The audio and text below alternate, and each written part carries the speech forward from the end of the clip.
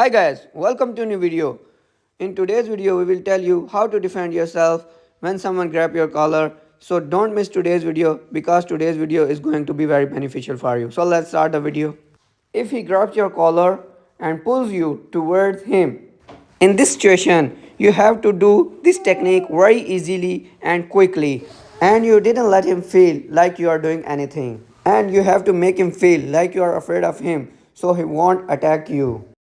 At the same time, you have to bring your right arm in a cross position like this.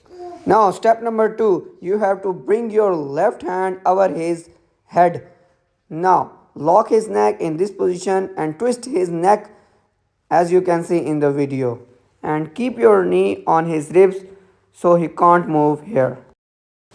Guys, now we'll show you this technique from the other angle so you can see. Step number 1, keep your body loose. Step number 2, bring your right hand, now left hand, and cross his neck and twist his neck like this. And keep your knee on his ribs. Guys, now we'll show you how you can do this technique very quickly.